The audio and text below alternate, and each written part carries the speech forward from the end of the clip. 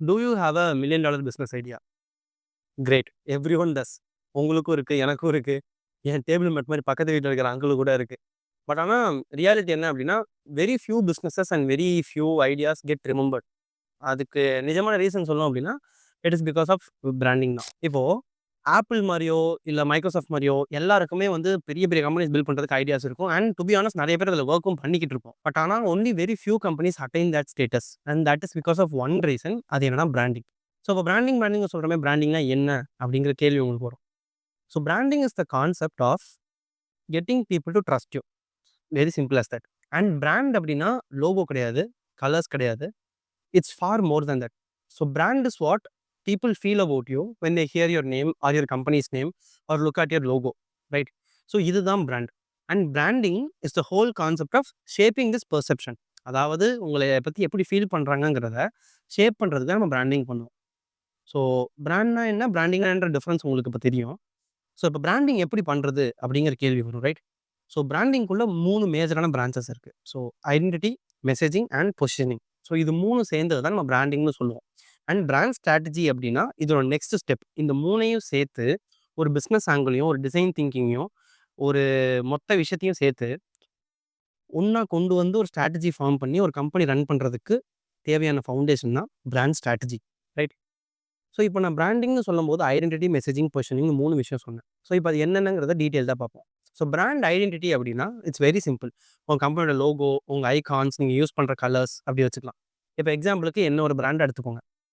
So identity அப்படின்னா இப்போ நான் போடுற க்ளோதிங் வந்து ஒரு ஃபார்ம் ஆஃப் ஐடென்டிட்டி. இப்போ என்னோட ஹேர் ஸ்டைல், என்னோட க்ளோதிங், என்னோட ஷூஸ் இது எல்லாத்தையும் சேர்த்தா நம்ம பிராண்ட் ஐடென்டிட்டி அப்படின்னு சொல்லி வச்சுக்கலாம். ஸோ இப்போ மெசேஜிங்னா வெரி சிம்பிள். அதாவது ஒரு பிராண்ட் எப்படி கம்யூனிகேட் பண்ணுது அப்படிங்கிறது தான் மெசேஜிங். Very simple. இப்போ என்னையவே திரும்பி எக்ஸாம்பிள் எடுத்துப்போம். அதாவது சஷாங்க் வந்து இப்படி தான் பேசுவார். சஷாங்கோட டோனில் வந்து இந்த மாதிரி தான் இருக்கும். சஷாங்க் வந்து இந்த மாதிரிலாம் ஜோக்ஸ் எல்லாம் பண்ணுவார். சஷாங்கோட பர்சனாலிட்டி இப்படி இருக்கும் அப்படின்னு சொல்கிறது எல்லாமே நம்ம மெசேஜிங், ரைட்? ஸோ லாஸ்ட்டாக வர்றது பொசிஷனிங். பொசிஷனிங்னா என்ன அப்படின்னா how people remember you is what positioning is, right? அதாவது அவங்க மைண்டில் உங்கள் கம்பெனி பற்றி நினைக்கும் போதோ இல்லை உங்கள் ப்ராடக்ட் பற்றி நினைக்கும் போதோ how they think about you is what positioning is, right? Say for example ஆப்பிள்னு சொன்ன உடனே நம்ம கிரியேட்டிவிட்டி அப்படிங்கிற ஒரு விஷயம் ஞாபகம் வரும், இல்லை இனோவேஷன் அப்படிங்கிற ஒரு விஷயம் ஞாபகம் வரும். ஸோ இதுதான் பொசிஷனிங்னு சொல்கிறோம். ஸோ இதே மாதிரி உங்கள் பிராண்ட் பேர் சொல்லும்போது மக்களுக்கு என்ன ஞாபகம் வருது? சம்டைம்ஸ் அது உங்கள் ப்ராடக்ட் பேராக இருக்கலாம், இல்லை the whole concept or philosophy of what you stand for. இது எல்லாத்தையும் பொசிஷனிங் கவர் பண்ணுவோம். ஸோ இது 3ஐயும் சேர்த்து இது கூட ஒரு பிஸ்னஸ் ஆங்கிளையும் சேர்த்து எப்படி ரெவன்யூ மேக் பண்ணலாம், எப்படி மார்க்கெட்டிங் பண்ணலாம் அப்படின்னு சொல்லி பிளான் பண்ணுறது தான் நம்ம பிராண்ட் ஸ்ட்ராட்டஜி அப்படின்னு சொல்லி சொல்லுவோம். ஸோ இப்போ பிராண்டிங்னா என்னங்கிறத நான் சொல்லிட்டேன். பட் இப்போ நீங்கள் ஒரு கம்பெனிக்கு அப்ளை பண்ண போறீங்க அப்படின்னா there are few practical steps that you need to follow. Okay, இது வந்து 4 விஷயமா நம்ம டிவைட் பண்ணலாம். ஸோ ஃபர்ஸ்ட் வந்து டிஃபைன் யுவர் வை. அதாவது பார்த்தீங்க அப்படின்னா people don't buy products, people buy why you are selling them. So ஆக்சுவலாக சைமன்ஸ் எனக்கு வந்து ஒரு ஃபேமஸான ஒரு கோட் சொல்லியிருப்பாரு. People don't buy what you do but they buy why you do it. Okay, இதை சிம்பிளாக சொல்லணும் அப்படின்னா நீங்கள் பண்ணுற ப்ராடக்ட்டை பீப்புள் வாங்குறது இல்லை, நீங்கள் எதுக்காக அந்த ப்ராடக்ட்டை பண்ணுறீங்கிறது தான் பீப்புள் வாங்குறாங்கிறது தான் இதோட மொத்த definition. So always start with your why. இன்னைக்கு நீங்கள் வந்து ஒரு ட்ரைனிங் இன்ஸ்டியூட் வந்து ஆஃப்லைனில் ஆரம்பிக்கலாம்.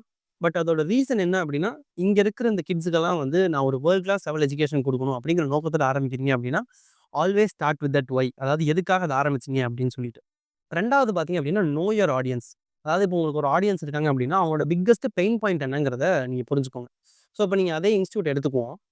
இப்போ உங்கள் ஆடியன்ஸோட பிக்கஸ்ட் பெயின் பாயிண்ட் என்ன அப்படின்னா குழந்தைங்களுக்கு வந்து என்னால் ஹை குவாலிட்டி எஜுகேஷன் கொடுக்க முடியல. யூடியூப்ல இதுலலாம் வந்து வீடியோ போட்டு விட்டா அவன் பாட்டில் வேறு ஏதாவது பார்க்க ஆரம்பிச்சிடறான். பட் எனக்கு வந்து அவனுக்கு ஹை குவாலிட்டி எஜுகேஷன் கொடுக்கணும் அப்படிங்கிறது தான் உங்கள் பெயின் பாயிண்ட். ஸோ அதை தான் உங்கள் பிஸ்னஸ் சால்வ் பண்ணுது. ஸோ உங்கள் ஆடியன்ஸோட பெயின் பாயிண்ட் என்னங்கிறத தெளிவாக தெரிஞ்சுக்கோங்க. 3 பார்த்தீங்க அப்படின்னா கிராஃப்ட் அ கன்சிஸ்டன்ட் மெசேஜ். அதாவது ஒரு பிஸ்னஸ்க்கு மெசேஜிங் வந்து ரொம்ப முக்கியமான விஷயம்.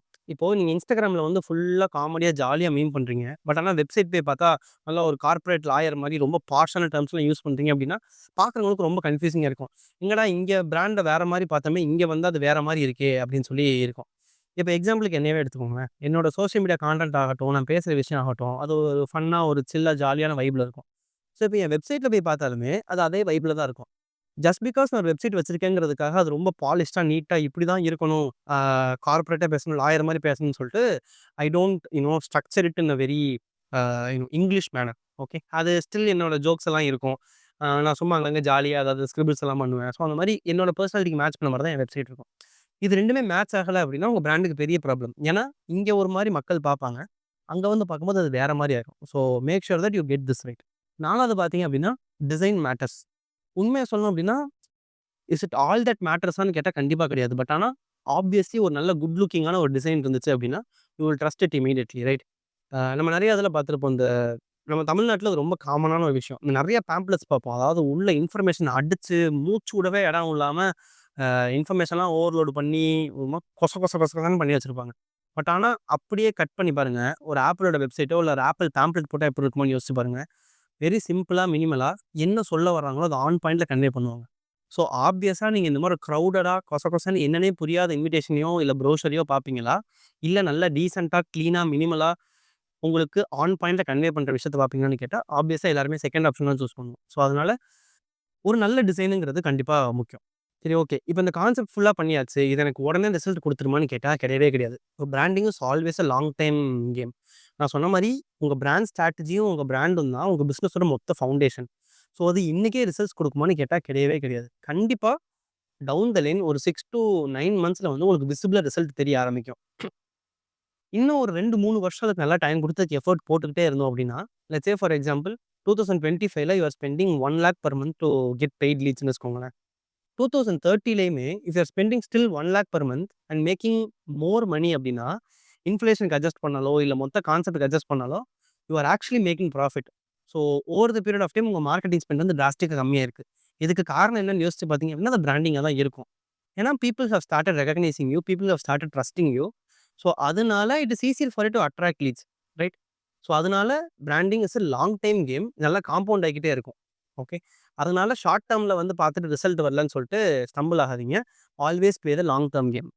ஸோ இந்த வீடியோ உங்களுக்கு ஹெல்ப்ஃபுல்லா இருந்துச்சு. உங்களுக்கு இன்னும் நிறைய பிராண்டிங் பத்தி கத்துக்கணும் அப்படின்னா, நான் ஆக்சுவலா ஒரு டெய்லி நியூஸ் லெட்டர் எழுதுவேன். கீழ டிஸ்கிரிப்ஷன்ல வந்து லிங்க் இருக்கும். கண்டிப்பா கிளிக் பண்ணி சப்ஸ்கிரைப் பண்ணிக்கோங்க. It's 100% free where I share a lot of branding insights. Thank you. See you in the next video. Bye.